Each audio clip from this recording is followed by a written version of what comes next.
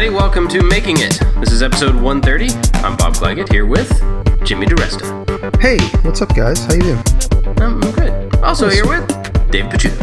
Hello. I kind of sped through David. I said David. How about David Picciuto? Is that better? I like David. David? Sure. David. Start calling you David. We're trying to save time, right? Time is important. That's right. Swallowing all words, each one of us. Yeah. All right. We're here with David and Jimmy. That's going to be a thing now. Yeah, probably. We can cut that out if we need to. What's going on? What are you guys up to? I just got back from Maker Faire Dayton. And that was a good time. Oh, wow. Yeah. How was it? Is that where you sent the printing press picture from, Dayton? Yeah. That was cool. The Maker Faire took place in the historical park in Dayton, where you can see some Wright brothers, planes and tools and things. And there's in the park they also have these old houses, and so you can see people making candles and blacksmithing. There's a working printing press still there, and really beautiful park. Perfect place to have a Maker Faire. So many cool things to see. Sweet. How did your talk go? It went really good. I was really nervous, and then when I got there and saw the lay of the land, that calmed all my nerves, and it went great. I don't know why I was so nervous, and I don't know why I waited so long to do one. Were you like shaky hand nervous or throw up nervous? Neither one. Just Okay, nervous that I was going to rush through things or skip over things or just not be very presentable. And I think it went great. I recorded it. There's definitely some things I could work on. It's one of those things I can improve, and I think people responded well to it. Nice. What did you talk about? The topic was called 10 Things to Make You a Better Maker. So we just went through cool. 10 different Making It podcast topics. Nice. That's cool. That's awesome. Yeah. You should have said, number one, there's a book about cutting boards. That's the first one that will make you better. The second one is one about bandsaw boxes. Yeah. Okay, what do I want? 8 more for the next 30 minutes. Yeah. Yeah. Well, that's cool. I'm glad it went well. Yeah. Did you do a Q&A at the end? I did. Yeah. That was the so half of it was to talk, and then the other half was a Q&A. And I'm always way more comfortable during the Q&A. I was going to say, a Q&A is a great way to just get out of being stressed out about it, because you have a conversation with the audience, and it's much more fun, and there's always a lot more gems in that than trying to do something prepared. Yep. When I did a talk at Maker Faire in California this year, I was worried about rushing through it as well. Like, that was like a big concern. You know, I'd written out all this stuff, and as I was reading it over, I was like, yeah, I think I can stretch this out to whatever it was, 30 minutes or something. But I knew as soon as I get up there, I was going to get all like, okay, this is exciting, and there's people, and I'm talking, and I'm adding in stuff, and blah, blah, blah, blah, you know, I'm just going to like burn through it in like 10 minutes and then have to stand there and look at them for 20 minutes. But it turned out that I actually had more to say at the end. Yeah. Didn't even get through it all, so... I think one of the things that I'm nervous about is, you know, when you get nervous and you try to talk and you lose your breath, and then you can never catch your breath because you're talking. And I was so nervous that was going to happen. It never did happen, but that was one of the things. I'm just being nervous about silly things, of course, but yeah. Well, it's an experience. I mean, it's one of those things. Until you do it, you don't really know how you're going to react to it, and the next time you do it, it'll be way easier. Probably. But, Yep. Cool. Jimmy, what are you up to? I'm working on... David's finished. Jimmy. I'm going to cut all my work. I'm working on a project for my friend. I talked about it in my vlog, but my friend owns a company called Spray Ground. They make backpacks. They're like the hip-hop sneaker equivalent of backpacks. Started out making backpacks for graffiti artists, and it's become this huge thing. The backpacks are very collectible. I don't know if it's just a New York thing, because I see young kids all over New York wearing his backpacks. And it has, like, his most classic design is like the upside down shark mouth, like the Jaws shark mouth goes across the graphic, and he uses that graphic across everything. And so he sells a combination of licensed goods with, like, he has deals with certain rappers, and a combination of his own designs. And so I'm making up some of his designs, large props to be in the shop. One of them is these gold bars, which I Instagrammed a little bit about. Just big gold bars, and he's going to put his bags on the gold bars. It's very hip hop oriented, and Another one is going to be big giant folds of money. So I got big printouts of $100 bills. Did you guys know that you can't open up money in Photoshop? Really? No.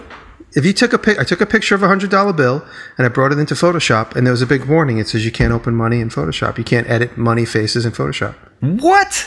So I turned off the cloud, and it did the same thing. It says you can't edit money. And so then I was like, wow, maybe Illustrator won't notice it. And Illustrator said, I don't care. So I opened it in Illustrator, and I just had to crop out the backgrounds I just took a photograph of it in sunlight, and it's a really crisp photo on my iPhone. And so in Illustrator, I just made a big compound mask just to get rid of the background, brought it to Kinko's, and I said, FedEx office, and I said, can I print this? And the guy goes, yeah, as long as it's not the regular size of regular money, I don't care. Yeah. And we printed out, it's 40 inches by 80 something inches. So I'm going to make 3 big money rolls with the 3 bills I printed, and then I'm making a big popsicle stick. I started that today, which maybe I'll Instagram a little bit about it later today. And yeah, that's it. And then I'm also playing with you guys. I'm showing you guys my fidget spinner, my vintage fidget spinner, learning the Tormac and the interface fusion with that. You think it's been a year, I wouldn't know what I'm doing, but I'm starting to make some breakthroughs. I'm starting to Benjamin Button a little bit. I'm actually starting to understand. And as a matter of fact, this morning when I talked to the client about the icicle pop that I have to make, I was about to sketch it, and I was like, oh, Fusion's open. I went into Fusion, and within 3 seconds, I made the actual shape in Fusion, spun it in space, did 4 screen grabs, sent it to them, and said, is this the shape that we're looking for? Perfect shape, exactly. Nice. So, so it's starting to become part of the workflow. Not by force, but by organic integration, which is nice. Because when you try and force these things, it just feels so forced, for lack of the same word. Imagine that. Well, organically, you'll retain the information. Yeah. So I made my little fidget spinner, which is the one I'm holding up in front of me, and I've been playing with this. Once this is in brass, I am never going to let it go. It's in wood, and I've been playing. It's like holding a little wooden doily. But once it's in brass and it really spins nice between my fingertips, this is like totally off center, and I can keep it going. And like I told you guys, I have a break. I just want to stop it. I pinch my fingers and stuff. There's steam coming out of Bob's ears right now. We had a pact. For it. Nobody's allowed to make a fidget spinner post 1990, but mine's 1930, so I'm still within the pact. Well, going back to your giant $100 bill, I definitely think you should start a comedy channel that's just you going into stores and trying to pay for stuff with that. Because that would be like totally serious, deadpan, like just, pull it out of a backpack, unroll it on the table and be like, here you go. Well, it's funny. You give a quote for these jobs, and then you never really, like, I don't know how much that's going to, I figured like $100 a piece. It's $200 a piece to print those. Really? $200 a piece to print them. And then I was like, wow, that's an awful lot of money. I was like, can I save a little bit of money printing it on a different material? It could be just, shoddy paper. It doesn't need to be the fancy gloss stuff. And you go, oh, you could print it on banner paper for cheaper. So it ended up being, for 3 prints, it ended up being $500 plus tax. So the banner paper is that plastic stuff. Like it might hang like a store sign. You put rivets in the corner. So it's like meant to be windproof. So printing it on that was cheaper than printing it on paper. So I have it printed on that. Weird. And it's a little bit more durable. It's water resistant, which is good. Because if I printed on that and I happen to move it in the rain or whatever, the rain would definitely mess with it. So even though I picked it because it was cheaper, I should have picked it because it was more durable, which is by default what I have. And so I'm working on that. And this week, I guess I could talk about it. They never told me not to, but I'm doing 2 segments on This Old House. And they're going to shoot tomorrow at my workshop. So I'm doing a segment with Kevin tomorrow. We're going to shoot 2 segments tomorrow and then the next day. And it's going to appear this season on Ask This Old House. So the cameraman was just here, the B-roll cameraman shooting around the property, shooting video of the chickens and stuff, because I just kind of integrate my lifestyle into that segment. That's really awesome. cool. Yeah, and so Kevin's coming here tonight. He says he wants to stay at the house. And then also Kyle's coming tonight. So the house, since I've been up here, the house has been like a revolving door of friends and family. Raina and her dad were here for the weekend. They had a lot of fun. And so Kyle's coming. He's going to set the foundation pillars in the backyard and, leading up to making a building back there. And he's driving here from Illinois. So, wow. Kyle, thank you for that. I'll get to thank you 1,000 times in person between now and then, but between now and when this airs. But thank you, brother. So, yeah, that's it. Awesome. I'm sure people can hear me typing, and I apologize for that. But since I've moved, I don't have a desk, so I don't have my mute switch, so you can hear me type. Just want to put that out there so nobody throws a fit about it. But Are you working for the airlines? Are you like doing reservations? yeah, doing data entry to get some extra money on the side while we're recording a podcast. So for me, I've been working on everything. It feels like I should start to catch up a little bit by now, but I'm not. It just feels like I should have some normalcy, and I just. How many floors have you put in that house since you've been there? How many different rooms? Yeah. 1, 2, 3, 4, 5. Oh rooms. My God, that's a lot of flooring, man. That's expensive too. Oh yeah. You're picking the good stuff. I noticed. You're not picking the shot. You're not picking from the leftover bin. No. We figured like if we're gonna do it, let's do it right. And I tried my hardest to find a flooring sponsor, but to no avail. So we spent a lot of money on flooring. But I have a close friend that worked with a very popular flooring sponsor. It didn't work out well, so you're probably better off. Yeah. So I've been putting down flooring. Like we have a baby grand piano, and it was delivered. Like they came and picked it up in Savannah like 3 weeks ago, and it got delivered the other day. And they said, we'll call you a couple days ahead of time so you know when it's coming, whatever. They called and said, we're outside. The piano will be here tomorrow morning. And I'm like, but the room doesn't have floor yet. So I dropped everything, spent that whole day just putting down flooring so that they could put the piano on top of the floor. And then they scratched the floor. Oh. And they tried really hard not to. It was two really nice guys, and I told them, I just laid this. Please be careful. And they were like, okay, we will. And they tried. It was just the dolly did some damage, but not too bad. So I've been doing flooring. We're still painting like every room. We're hanging curtains, all the stuff. I have gotten into the shop a little bit finally. I don't know if I talked about this last week, working on the work tables. Did I talk about that? No. So I'm making some work tables. You said that they're going to be convertible. I heard you talk about some. Yeah. Maybe I heard you say it on Instagram. You're going to make a 4-foot and then two 2-foots? Yeah, 4x4 and then two 2x4s. And just 2x4 table, like 2x4 lumber. But the dimension of the table will also be 2 foot by 4 foot. And so they're just pretty simple construction, but in each corner, and this is thanks to one of my people who watch on Twitch. We had a really cool Twitch stream where I tried to get everybody to collaborate on ideas for these work tables, which was super awesome. Great ideas, really helpful people. But so we came up with the idea, this guy Doc Darkness, he goes by that on Twitch, came up with the idea to put magnets in. So if you're looking at one side of the table, the magnet is on the left, a washer is on the right, and you do that on every side of every table. So every face that you stick together is always going to have opposing magnets and washers so that they always have something to stick to.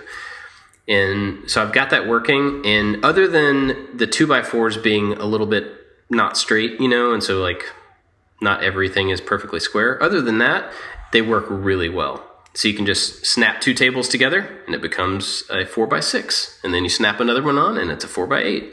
And then you can like pull them apart and make them an L shape or make it long and skinny. It's super cool. Nice.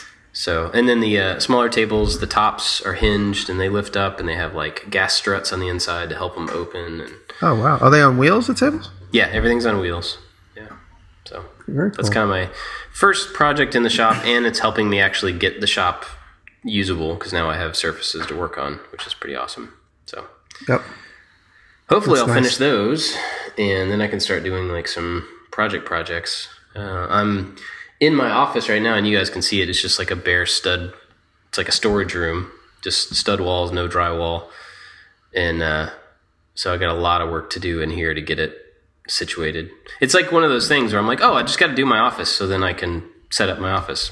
But then to do the office is like I have to take down the ceiling and put up lights, and then I have to take down, all these extra shelves and put up drywall, and then I want to cut a giant hole in the wall here and add a window, and then I want to, it's just like it's not one thing. And then I have to build a desk. I realized that a couple days ago.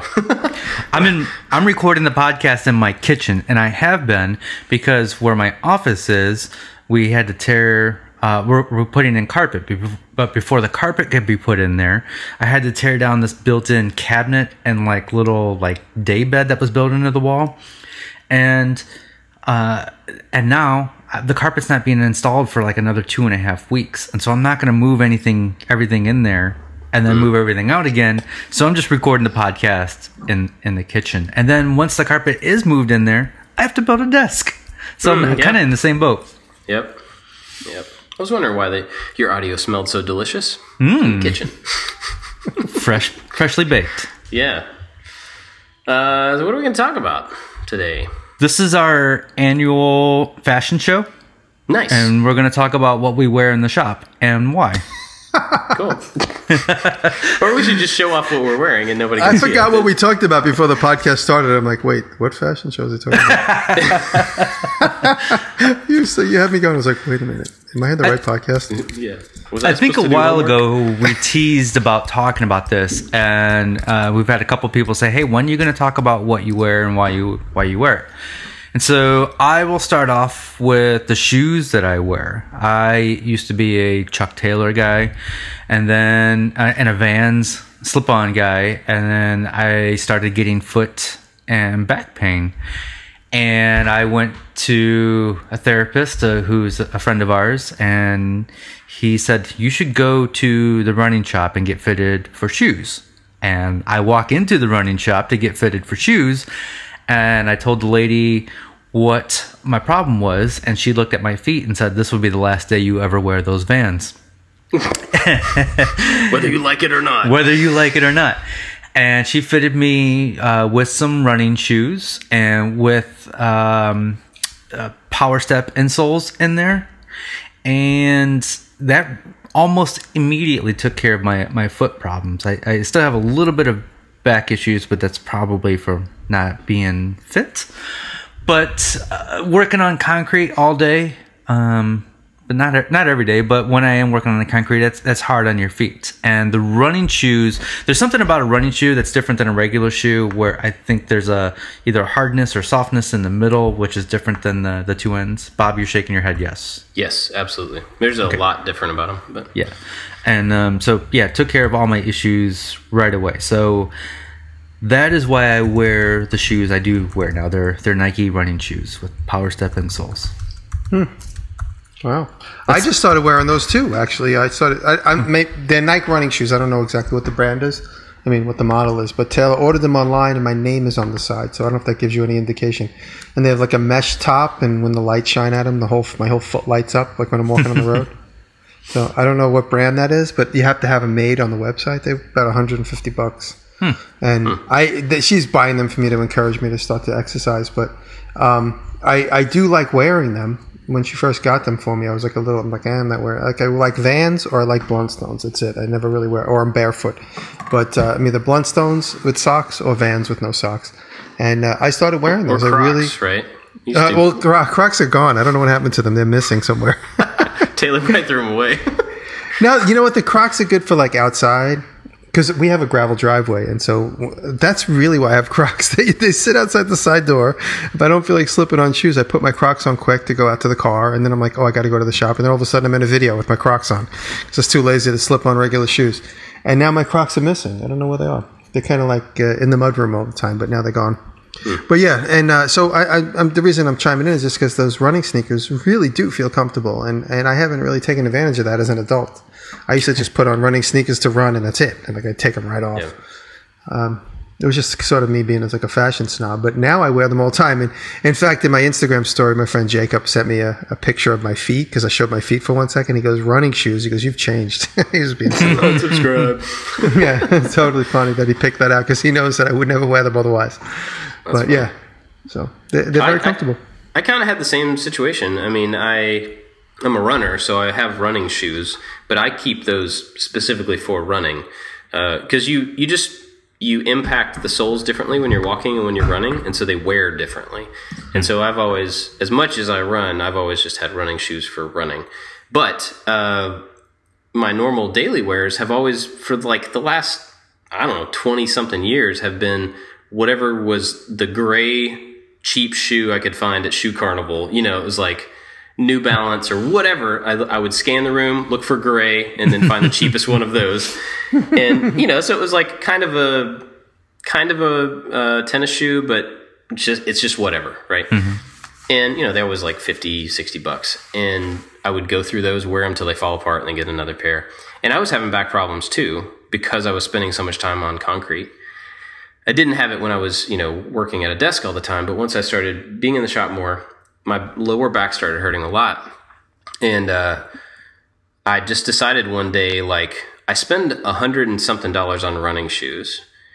Why not spend that same amount on the stuff I wear every single day, at least once, and try it out? And I it's funny because I have Nikes too, where I just randomly like Googled what's the best running shoe for daily wear. And it was like Nike, starts with a V. I don't know what it's called. Or something. And so I saw that name. I looked them up on Amazon and bought a pair. And I was just like, I'm just going to try them. They're kind of expensive.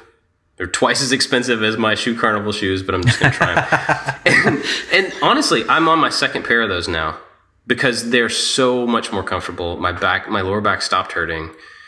And now they're just my daily wears. And I've taken them out running, and I like them better for running than my other Brooks running shoes that I used to run in.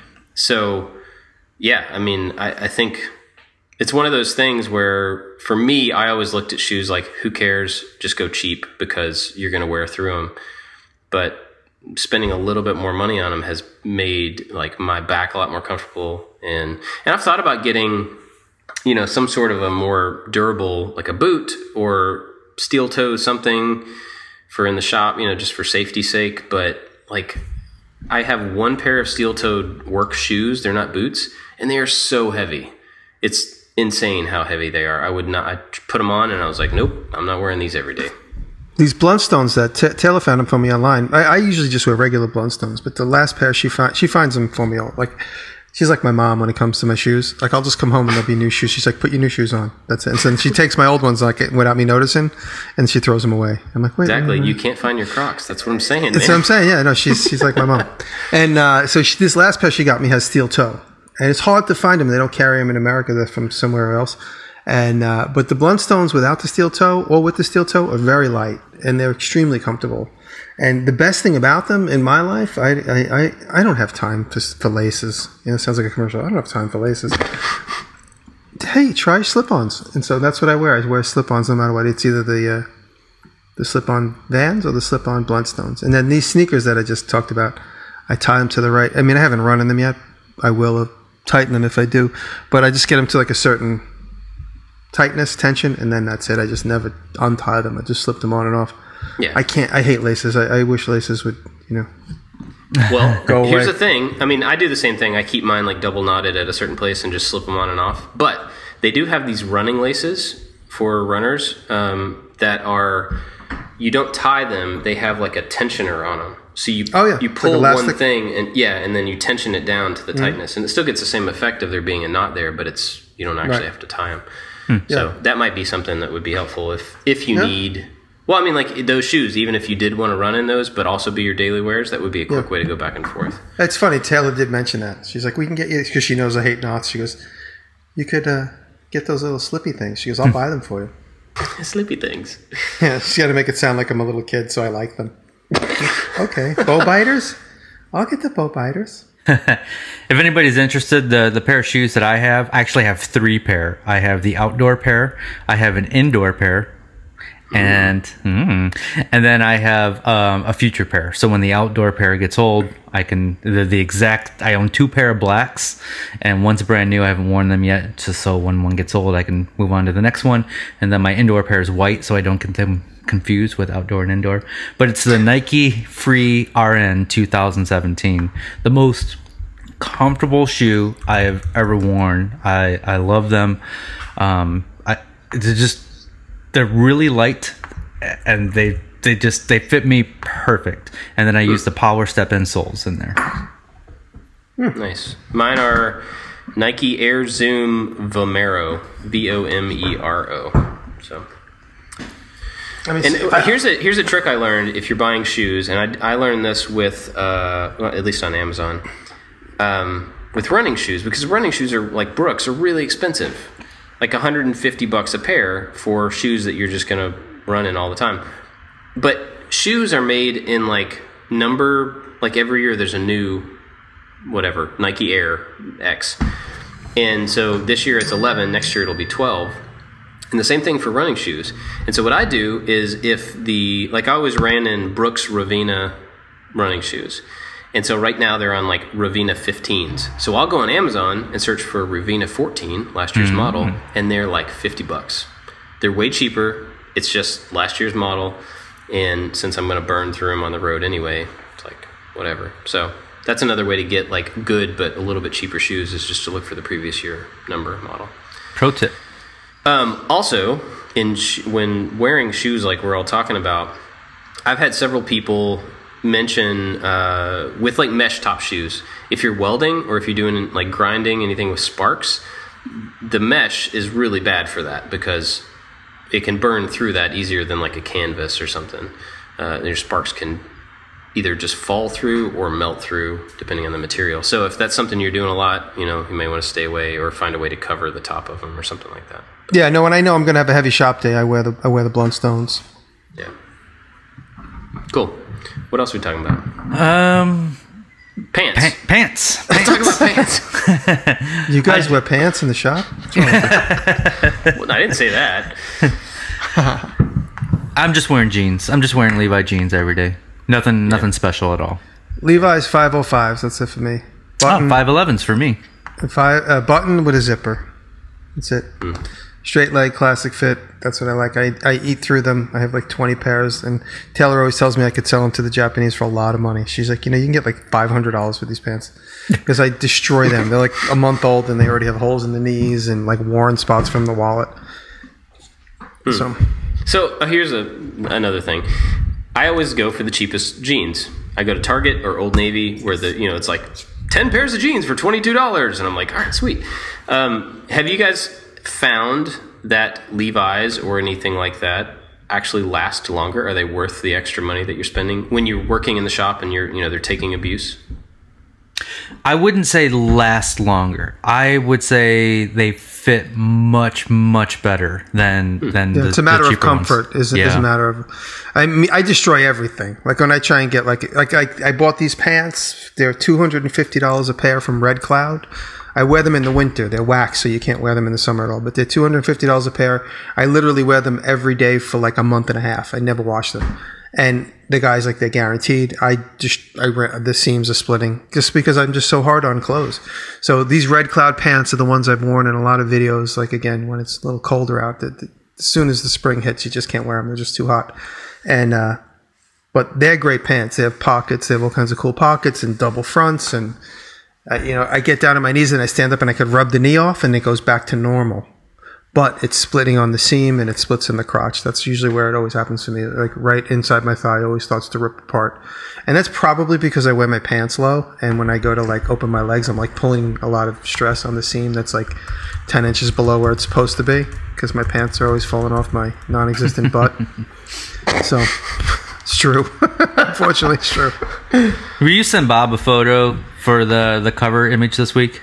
Of my droopy drawers. Mm-hmm. Yeah, but it's definitely a matter of comfort, really, more than lastability. Well, I don't have any comfort issues with my cheap jeans, so maybe I'll stick with those. But I do like. It's funny because as I get older, we talked about getting older last week. I find that like I've never really cared about what I wear and how it looks or anything anyway, But I've heard several people be like, cargo shorts? What are you, like an old dad? I'm like, man, cargo shorts are awesome because you can carry junk in them. So I find myself like, faced with, I'm at that point in life where like, I just want to wear this thing because it's useful, even though it's not hip. Right. But yeah, anyway, all that to say, like, I still really enjoy wearing baggy cargo shorts and cargo pants. I don't wear them that often, but they're just like useful for carrying stuff. I have a bunch of extra hardware I need. I can just drop it in the thing. I have extra knives. The cargo type pants that I like to wear are military issue pants. So when I'm at an Army Navy shop, I'll usually I have about 3 pair that I use. I never wear them in a video. I usually wear them like at night, like as pajamas or if I'm exercising. But I do like cargo pants like that. I just recently bought like with digital camo on them, so they were in Afghanistan or something from a Army Navy shop on my way to Oklahoma. So I do like them, like the military issue ones, because they do fit well. They have like a certain, and then they have some adjustability in the waist, because I have a body of a pregnant woman, so I always need to open up the sides of my pants. And so I like the adjustability of the actual military pants, because it's usually like 30 to 34 or 34 to 36. It's like you got to range. Right. It's not just like with a pair of Levi's. If you don't hit it right, you're killing your baby all day long.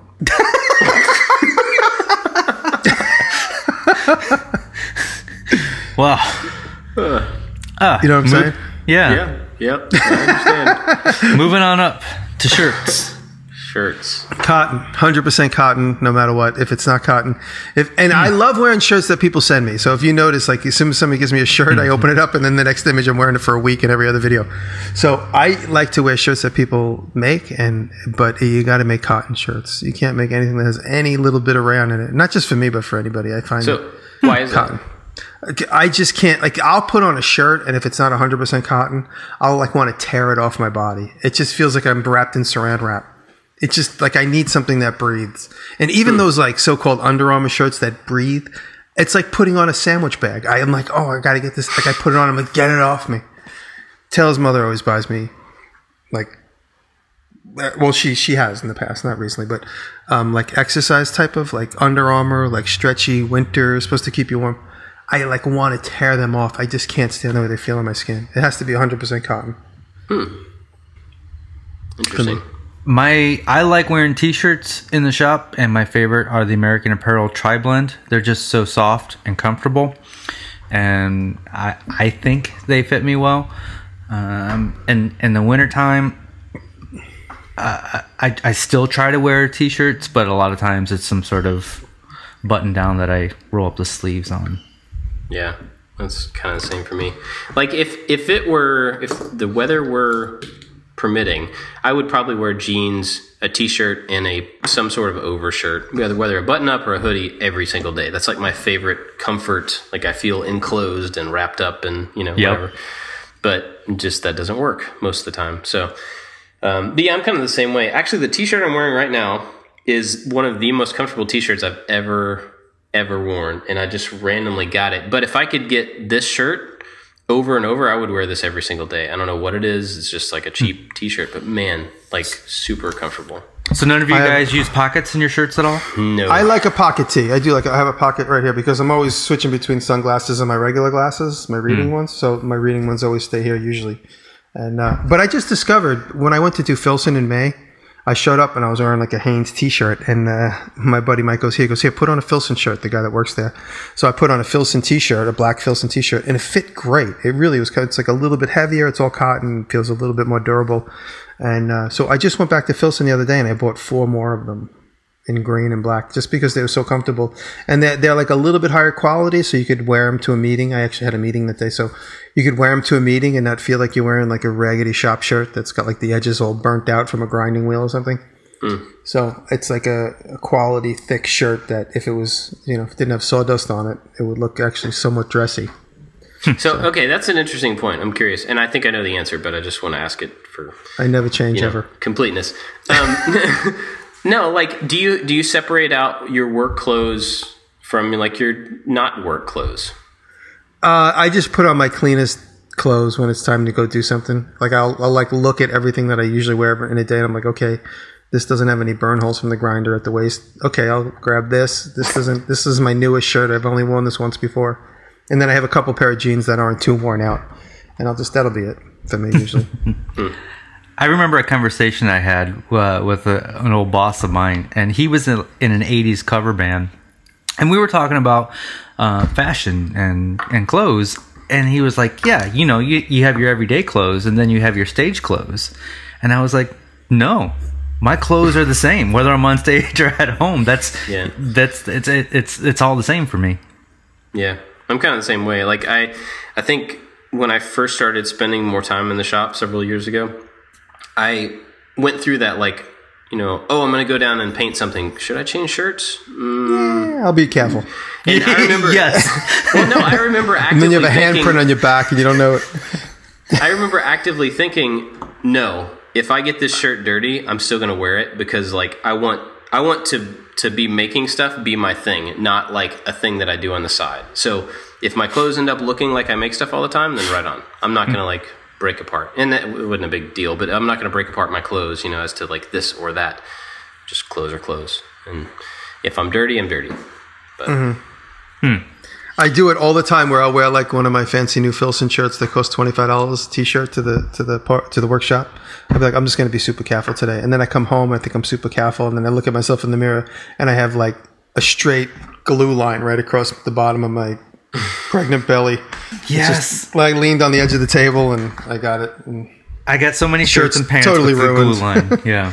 And even like when we were painting the old house, I'm getting ready to paint. I'm like, I have on my new Levi's. I should change. And then I was like, nope. I'm just going to be careful, like Jimmy said. And of course, I get a drip or two of paint on there that I don't see right away. of course. It's all the same.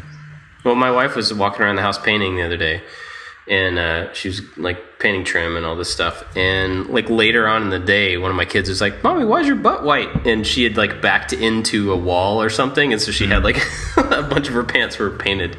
She was like, "Oh well, it's just the way it goes." You know.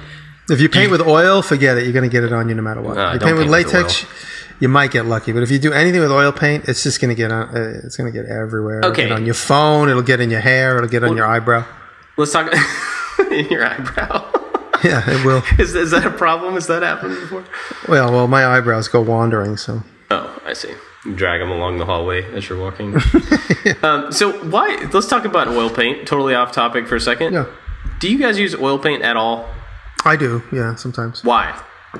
Because it has a more hardy finish, and I use oil paint when I'm painting steel. It tends to have a little bit more of a durable finish, and it stays. Sometimes it stays wet longer, so that, for instance, like I just paint in my new Rockla video, I use the Rockla spray, which happens to work really well.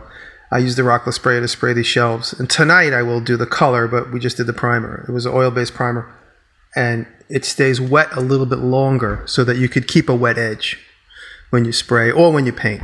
Because sometimes the worst is when you're doing latex and you go to paint and you're like, oh, let me and then you tear the skin of the previous layer you painted like 10 minutes before.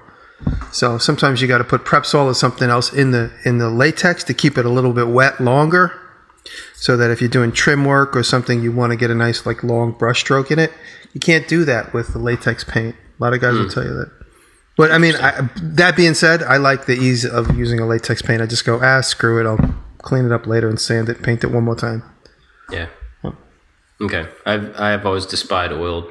It's a pain in the ass because it's a big cleanup. You got to be committed to mineral spirits, and you got to dump it in your neighbor's yard when no one's looking. It's really tough. I don't do that. I'm just kidding. Sure. How many of you guys wipe your gluey hands on the bottom of your pants? At the very bottom by my I wipe them on my socks. Actually, I reach under my thing and I wipe them on my socks. Maybe that should be my new thing. The socks aren't quite as expensive as a pair of jeans, so I do that all the time. Well, I always try to carry my hanky with me, my red bandana. But sometimes I lose it. I get to the shop and I lost it somewhere in between my house and it's gone. Or like I'll get back in the car later and it'll be like hanging out of the back door. But I always try and have my bandana on me. And the bandana will get used for anything. It doesn't matter. Anything. I mean, cuts, scrapes, anything. Yeah, that's a good call. Because I use them up. I'll literally rip it in half and like make a small tourniquet for my finger and then deal with, getting another one later. Yeah, I don't think I wipe glue on my clothes. I've never really actively done that. Like my work table, the underside of my work table is covered with glue because it's just like reach down there and smudge it off, but at some point early on in my woodworking career, I borrowed a woodworking DVD from the library, and the instructor was just like, just wipe your hands on the bottom of your pants. Nobody will ever know. And I just got into the habit of wiping my gluey hands all the way in the bottom of my pants. But now I might use my socks. That's a good idea. Well, the underside of the table, I do that all the time. I like if I'm doing a big glue up and I get a big gob of glue in my hands, I just scrape it under the edge of the table. It kind of takes it off like a squeegee. Mm-hmm. And then like an hour later, when there's just like one glob that's like hanging and not dry, that it gets on my knee and my pants. I can't win. I stopped trying. And what you guys didn't see is Jimmy showed his bandana with a little part of it cut out. No, you know what it is? That's a hole in that, because when Bear was a puppy, Taylor always used to get him riled up with a red bandana. And now if I walk by and he's in a playful mood, he'll just yank it out of my back pocket. And this one, I chased him around the yard yesterday, and I wasn't able to get to him before he literally was like about to tear it to ribbons. And he got one rip in it before I took it back. But he yanked it out of my pocket and ran away. Huh. All right. Let's see. So hats. Yeah, hats. Anything specialized in your hat department for in-shop use? I've always kind of worn a hat. I've grown up wearing hats, and I don't think I have a good reason to wear a hat. I just do. And sometime in the wintertime I wear the little newsboy hat, and then the summertime I have the army cap type thing. With hats, I never ever wore hats growing up. Never ever. I kind of had thick hair, and then when I was about 35, my hair started thinning. And then I was at a show once with a friend. I was at like a flea market or show. I can't remember exactly what it was, but I was at a motorcycle show. And my friend gave me a hat with a motorcycle logo on it. I think it might have been a Harley hat, and I just put it on. And from that moment on, I've been wearing a hat every single day. I think I just goes, hey, you want a hat with our logo on it? I put it on. I'm like, I never really wear hats. But the combination of him giving me a hat and then the timing of me losing my hair at the same time, I started keeping my hair shorter. And then I actually got used to having the visor over my eyes. I really enjoy having the sun block my eyes. And so when I'm not wearing a hat, I'm constantly squinting and having a hard time, even with just like regular light in the room. So having that brim over my eyes really does help my eyes. And so now I'm always just looking for a good, comfortable hat. I mean, I've been wearing this Filson hat, which is destroyed now. If you looked at it up close, it looks like it's 100 years old. But they gave it to me when I did that in May. I've been wearing it every day since then, and it's definitely a good shape that I like, and it's comfortable, and it's a quality hat. But now I got to figure out how to wash it because it looks horrible. But yeah, I'm always looking for the comfort. And a cool logo. I've always wanted to wear hats since I was a kid, and it was like I would see one that I like, and I'd buy it, and I'd put it on, and I'd be like, "Oh, it looks really weird on my head." Just like never looked right, and so I just never wore hats. And then recently, I found a hat at a Cracker Barrel. We were like on vacation somewhere, and it was on one of our move trips or something, and we were walking through Cracker Barrel, and they had like this display of like camping gear and national parks stuff. And there was this hat, and I was like, oh, that's a cool design. It's just like a tree on a trucker hat. And I put it on, and it actually fit my head and felt comfortable. And I was like, sweet, I have a hat. And so now I have a hat. But since I've been wearing a hat, doing the renovation, I found that I actually really like having it just for keeping the sweat out of my eyes. From all the moving we did and all the crazy heat, I was just pouring sweat, getting in and out of that moving truck. And the days where I was wearing the hat versus not wearing the hat, it was a pretty significant difference in comfort and like staying cool and stuff. So now that I have one that I think I like, I'll probably end up wearing it a lot more. Probably just during the summer, as a way to keep sun out of my eyes and to keep the sweat off my face. But yeah. What about? Go ahead. Oh, I was going to go hearing protection. Since things to wear. Yep. Do you guys ever wear hearing protection in the shop? I do. When I had a deal with 3M, they gave me a bunch of like the work tunes, which now are wireless, but I have from like 6 years ago. They're all with wires. And I do use them to listen to podcasts and stuff from time to time. But I often use those. We have like 7 or 8 of them because they gave me so many. And they're all beat up and old, but they still do the trick. They definitely keep the sound down. I wear them. Taylor puts them on when she gets there. She has them on the entire time, which makes it hard for us to actually have a chatty conversation because she's always like, what? What? And I like them too because I can hold my phone in them. I gave that as a tip somewhere in some video, but they have like a nice tension to them, and you could just stick your phone underneath them. So you could walk around the shop and have hands-free conversation with them being stuck, your phone being stuck right to your head. Even like the iPhone 7, the big one. Interesting. Yep. I have this company ISOTune sent me a pair of Bluetooth noise blocking headphones, and I've been wearing them just because they're convenient. I've never used them to play music. I've only used them to protect my ears. That's fun. Yeah, they're nice and small, and they're convenient. And I don't really want music or podcast or books playing in my head when I'm working. Usually I'm there with Eric anyway. So, and then I have hundreds of the yellow squishy ones that you squeeze and then you stick in your ear. My father, he worked in a factory where they made disc brakes, and he just brought home boxes of them. So I have a lifetime supply of earplugs thanks to my dad. So I get to think of him every time I use them. That's cool. Yeah. That's cool. I don't wear headphones too often. If I wear anything in the shop to block sound, I have some Harbor Freight big, just giant ear cup things that go over, and they knock out pretty much everything. And they were super cheap. And the only time I ever wear those is if I'm doing like the planer is super loud. Mm-hmm. Yeah, definitely. And I feel like there's maybe one other router. Yeah, the router and the table is pretty loud. But that's really about the only time I use those. But if the kids are in the shop, I'll drop those on one of the kids. That helps too. But a couple of other things. When I was in a band and we played a lot, when you play on stage, it's very, very loud because you usually have a drum set right next to you that's like uncovered and super loud. Your amps are all right there. So we had these in-ear, like... They were kind of shaped like a cone, and they were called Heroes. Like the brand was called Heroes, and I'm sure there are other brands, but that's one that we used. And they're shaped like a cone, so they get progressively bigger. So you can stick them in, and the further you stick in, the more sound they block. And so if you just want a little bit of sound protection, you just kind of like set them in your ears, and they helped quite a bit. But they also have a channel down the middle of them. So there is some sound pressure gets through the center, but you're blocking the outside like shape of your ear as to how much can come in overall.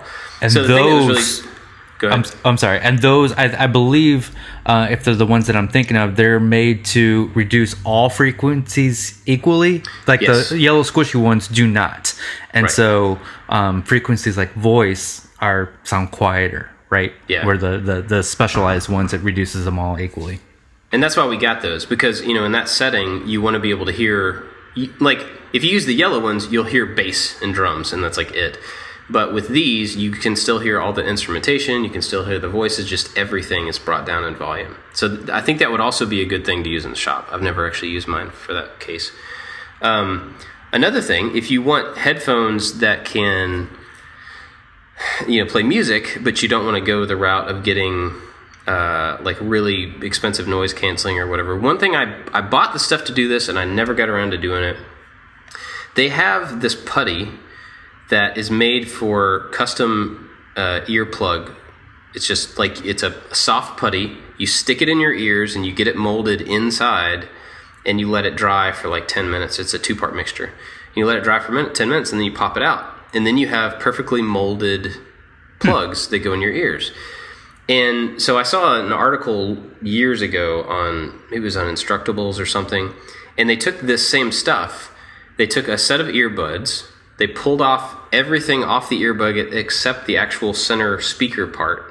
They took off all the plug, and then I don't remember exactly how they did it, I'd have to find the article, but they stuck that in their ear, and then they backfilled it with this putty, let it dry, and then you pull it out, and basically you have custom fit in-ear monitors that are like stop all the sound from coming in, but they still have the actual speaker for the headphone.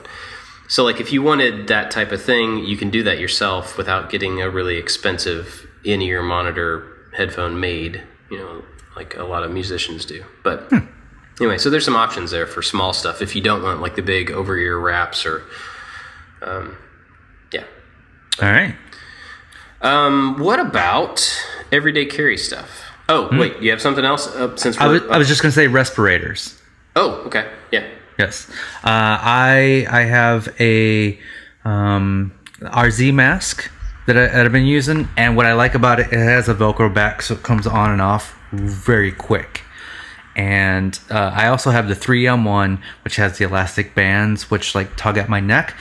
I do think the 3M one works a little bit better, maybe with my face shape, but the RZ is more convenient, and I'm more prone to use the more convenient one. Now, there's different 3M ones that, like, I wonder which one you have, because I tried one 3M one a long time ago. I got it at one of the local stores, and it was like all weird shaped and not comfortable and hard to get on and off. Through like clasps you had to do and all this stuff. And then I saw Bill Duran using one that he just like had a clip on the front. He would pop this clip up and the whole thing would just drop down off his face. And I'm like, whoa, what is that one? So I'm looking it up on Amazon. It's the 3M 653QL Rugged Comfort, giant long name after that. Yeah, the names roll right off your tongue. Yeah, exactly. Yeah. But it's $17, and it's like you put a thing around your neck, on the back of the neck, and then there's a piece that goes on the crown of your head, and then there's a latch on the front. And when you pull the latch, the face part falls forward, so it gets out of your way really quickly. And when you want to put it back up there, you just snap this thing down, and it's locked in place. It's a good, handy one to do. I'll put a link to it. We'll put links for all the stuff we're talking about if we can find them. Jimmy? Yeah, I got the Arsy Mask. They sent me one. I like that a lot. I've been using that mostly for like cleaning the floor in the shop because we get a lot of dust in there. So when you sweep, it's a big dust up. So I put that on a lot. I definitely have a bunch of the old 3M ones. I still even have new stock for several from my deal with them that I haven't opened. Recently, Brett opened one a couple of days ago, brand new one. In the move, we found a whole box of them, with like maybe 10 of them. And those masks cost like $40, $50 a piece. The gray rubber ones with like the big sort of tombstone things on each side of the face. I wish I remembered the model numbers of these things, but those are great. And I still have old ones that,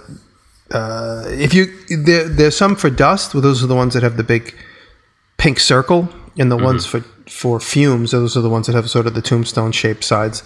And I was told by my 3M rep at the time, he says, for the ones with the charcoal in them, you got to keep them in a Ziploc bag for them to last longer and work better. So if you open them up, if you pop open the things, they usually come in a little like potato chip type bag. You tear it open, and then you put them into the holders, and now they have a shelf life. The charcoal ones, and so he said to extend the life, just when you're done with it, put them into a big Ziploc bag, and that's what we were doing for a while. But they definitely work. I was using this chromium stuff, which is like bridge paint. It's super, super toxic up here at the house, and I was using it in the garage, and I had on that mask. I didn't smell one thing. And the minute like I cracked the mask, it's like I felt like I was in a gas chamber, and I had to close it right away. I mean, I was doing it in a ventilated area, definitely super poisonous, and those masks work great. So when I do have to do something that's toxic, I put on the one with the tombstone sides. If I'm using dust, I use the one with the pink filters, or the RZ, which is my most newest one. So the one, yours probably does this too, but the one that I use, the filters are all interchangeable now. That's right. Yeah, the face is the same, but the filters are different. Yeah. So like I bought the mask separately. It's $16, $17, and then I bought the filters in addition to that, and I can switch them in and out depending on what I'm doing. So, do we have anything else?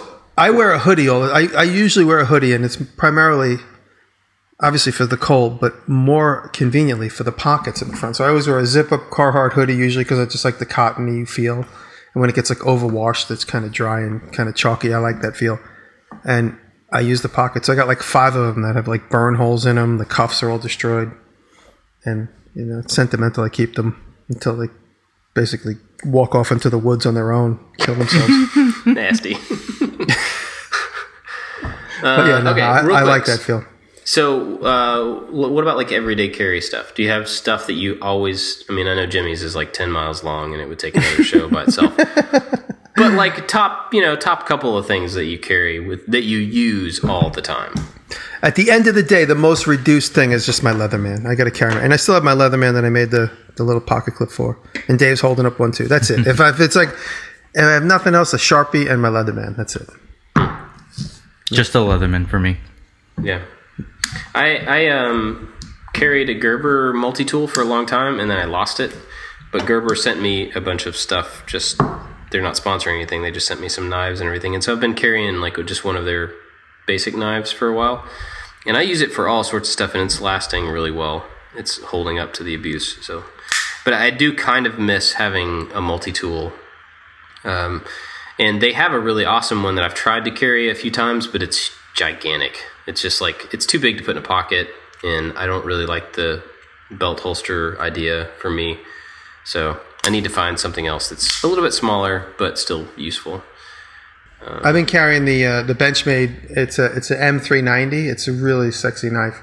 It was I bought this in Arizona a couple of years ago, driving through Route 40.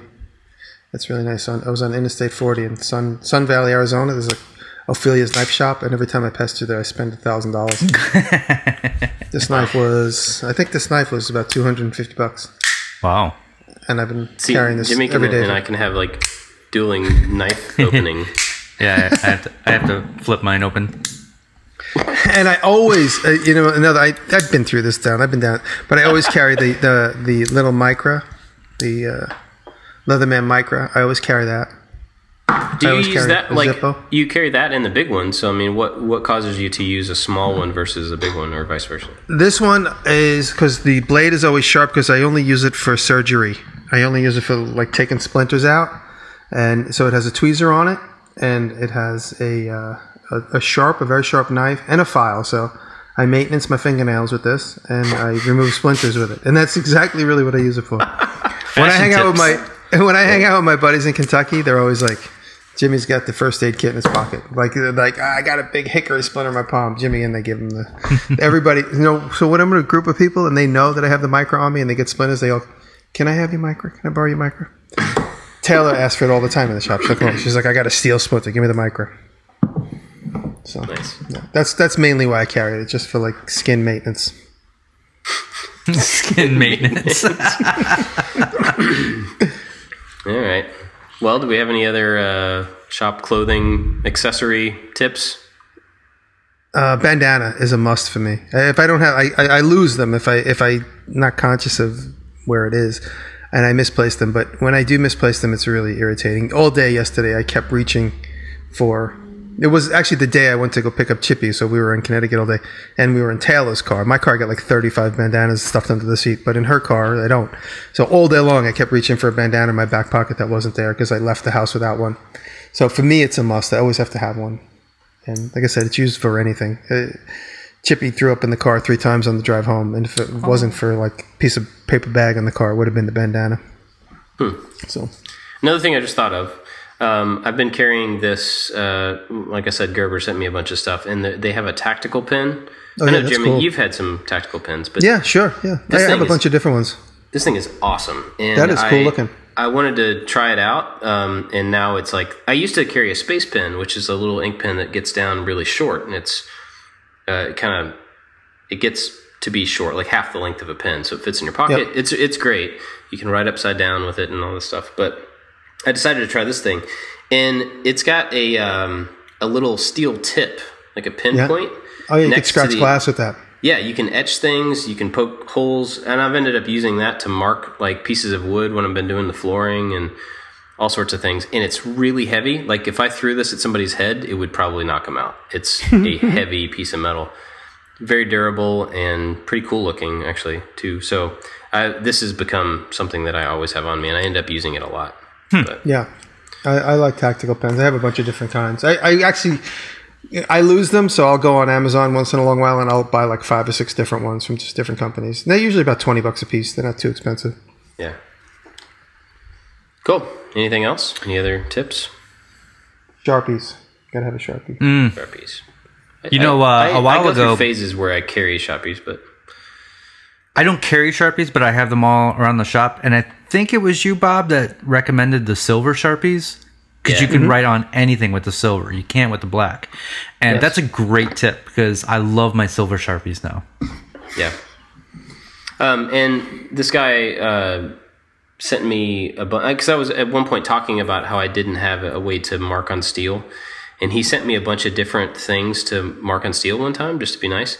And it was like these white colored pencils, which I think you mentioned a long, long time ago, Jimmy. There's some type of colored pencil. Stabilo. Yeah, Stabilo. I use them constantly. Yeah, they're great. Yeah. They come in all colors. So he sent me a white one of those, and then a couple of white paint pens, and I think maybe the silver Sharpies, and that's how I started using the silver Sharpies or something. But yeah, they're really handy to have around. Yeah, I don't really carry any of that stuff on me, but they're all over the shop on purpose. Like I keep them distributed. You know, you guys want to hear something funny? What I do when I get when I was jamming, just doing lots and lots of woodwork all day long, I can never, I put my pencil down, I know where I put it. I pick it up, I put it down. So in the beginning of the day, I'll go into the shop and I'll literally stuff both front pockets with like 10 pencils. Halfway through lunch, half of them are missing. By the end of the day, I'm like chewing on the last one. And they're just placed back down. I unconsciously, constantly make a mark and then I just place the pencil down.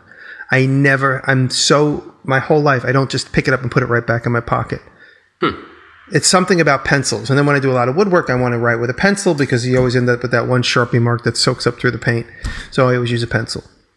The best thing is to just stuff your pockets at the end of the day. They're all gone. I don't like pencils in my pocket, but I did buy a 50-pack of wooden pencils on Amazon, and they're the kind that don't have an eraser. And so what I do is I sharpen both ends of them, and then just have them everywhere in the shop. And so there's always That's good because if you lose one of them, you have the other. Oh, wait, never mind. Yes, correct. Cut them in half and sharpen all four ends. Oh, there you go. When I started wearing a hat, I realized that like that was a great place for me to keep a pencil too. Whereas like if my hair is short, I can't stick it behind my ear and have it stay there, but I'll stick it straight up, like so it's vertical in my face up into the hat. And man, that was like the best way for me to keep track of a pencil when I was doing. I do that a lot. I do that a lot. Yeah. Sometimes I have like a fit because I can't find my pencil and it's sticking out of the back of my head. It's like this post right by your eye that you can't ignore. I do it here. You see where I stick it? I stick it behind my ear, straight into my hat. Oh, see, I stick mine up here. It irritates me because I can't do it because of my glasses. So I stick it behind my ear, behind my hat, and it's always like, and I'm like, where's my pencil? It's right here. Where's my pencil? Speaking of glasses, I got glasses. Oh. Yeah. What do you mean? You're 40 now? Yeah. I am, yes. But I had to go get my eyes checked recently, and now I'm going to have glasses. And I only need them for like distance and driving and stuff, but I'm also taking it as like an opportunity to have like not lame looking safety glasses in the shop. So, right. I can just start wearing them for multi-purpose. But I just wanted to add that on since we talked about being old last year. It's like... Now I'm getting glasses, and when I was talking to the eye doctor, he was like, "Yeah, for right now, you just need, you don't need them for the computer or anything, but about 5 years, you're going to need to come back and get some like bifocals." I'm like, "Oh man." Yeah. Anyway, all right, cool. If you guys have any awesome stuff that you like to wear in the shop or anything, let us know. It would be cool to share some recommendations. You can do that on our Reddit. We have a subreddit, which is super cool.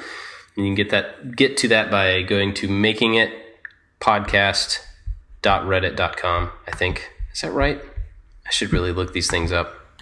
Yes, makingitpodcast.reddit.com. Or on Twitter, you can send it to us at makingitpodcast. Oh, let me before we talk about what we're watching, let me advertise something for myself real quick. So a few weeks ago, I'm not going to talk about the backstory, but a few weeks ago, I started a Facebook group, an official I Like to Make Stuff attached to my business Facebook group. And it's closed, but we're letting anybody in. It's not like we're just trying to keep the spammers out by having it closed. So if you want to be a part of it, just, go there and apply to it and we'll let you in. It's totally cool. But I've been blown away at how awesome the conversation and stuff in this group has been.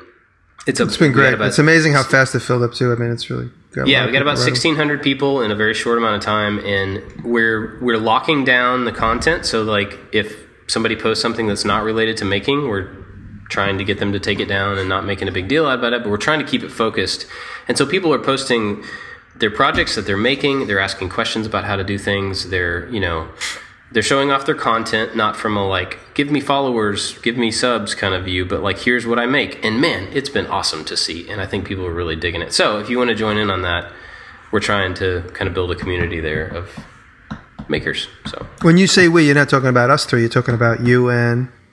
Just me and everybody there. It's like, Oh, okay. I thought you were talking about you guys that help you with your editing and stuff. No. I mean, it's just I like to make stuff as a community, Oh, very nice. I'm trying to get everybody involved and cool. So yeah, come do that. So, what have we been watching? There was an awesome video that came out this morning called Adam Savage Visits Third Man Records by Tested. Oh, cool. And I about flipped out when I saw that because Adam Savage and Jack White, two of my favorite creators in the world, are together. And it's a 30-minute video where he visits the Third Man Records shop in Detroit. They have two. They have one in Nashville and one in Detroit. But the cool thing about the one in Detroit is they have a brand new vinyl production facility. It's like the first one in decades, and it's super clean. It's very environmentally friendly. They care about the employees, so they have all the big loud machines and like soundproof rooms and blast-proof rooms because they use steam for certain things. It's just a super awesome, cool tour. And Adam Savage also records a song there for what's the tour that he was doing? I'm drawing a blank. He went on Brain Candy. Yeah. He recorded a song that he would play on the Brain Candy tour, and he's getting a 7-inch vinyl made that you can buy soon. Really cool. Awesome. Very cool. I'm going to talk about our friend Winter Gatan, and I hope I'm saying his name right. He's been a longtime supporter. He owns the very first poster of If It's Straight, If It Looks Straight, It Is Straight. He bought the very first poster. So I want to thank him. Wait. Who is that? I have the very first print. He bought the first print, but I have the very first one, right? That's true. You know what just happened? Can you guys hear that music? No. Jimmy's is, they all say first print on the back of it. I'm sorry, I didn't interrupt. Go ahead. Guys, you know what? I'm sorry I'm freaking out, but my, I can't, there's a video playing somewhere. I don't know where it's playing. We can't hear it. We don't hear it. Jimmy's going crazy. Oh my No, gosh. What are we going to do? Oh, you know what it is? It's the podcast music I picked. I don't know how it started. Last night, my vlogcast music I got from YouTube. Somehow it started. I don't know why it started. I didn't know where it was. All right, I'm sorry. So it's playing in my headphones, and I was like, I thought I was annoying everybody, just not me. Okay, so he just started a thing called Music Machine Mondays. This is the first. I'm going to read his thing. Welcome to the first episode of our completely new video series, Music Machine Mondays. And in this first episode, he talks about a machine made in 1914 that it's a piano, and it has 4 violins in it. And by pressing the keys, you're pressing the keys on the violin strings. I could be wrong, but it also has paper tape in it, like a computer tape. Mm-hmm. So it's like a self-playing machine. It has 2 side by side, so you could play one song, and when that song runs out, you could have the other song ready to go, and then while that's playing, you could change the other song. So it's an incredible machine. It's a big robot that plays 4 violins and has piano keys.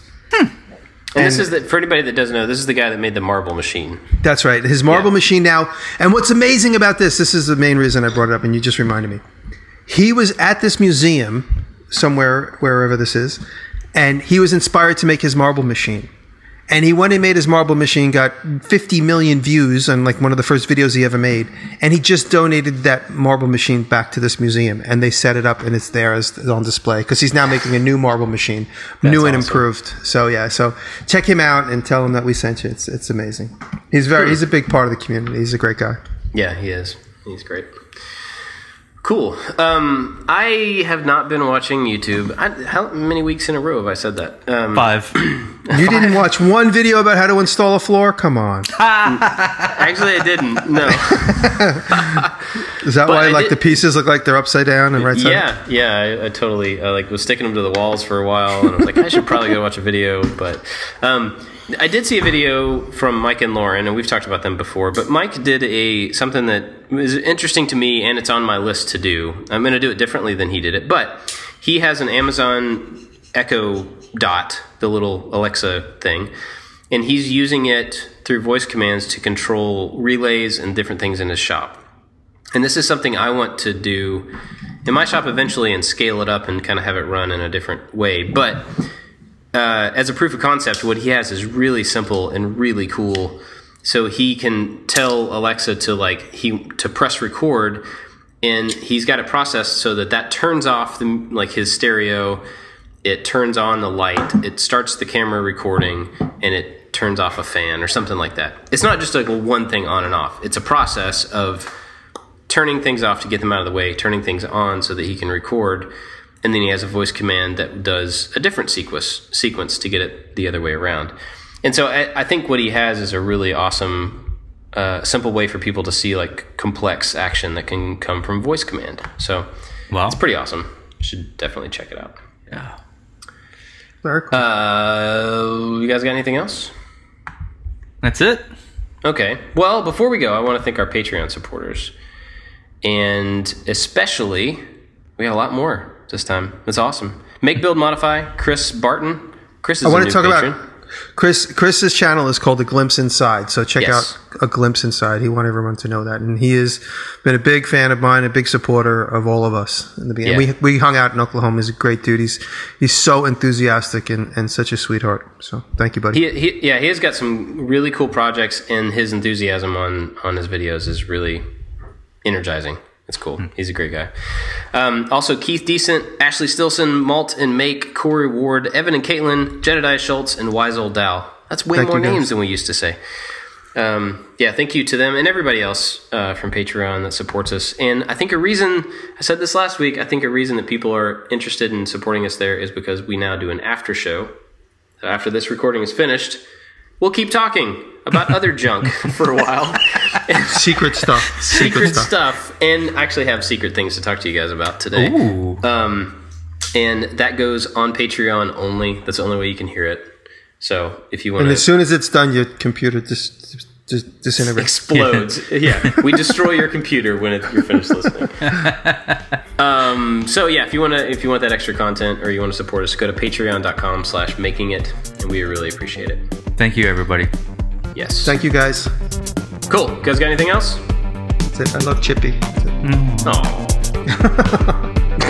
All right. See you guys next week. Bye.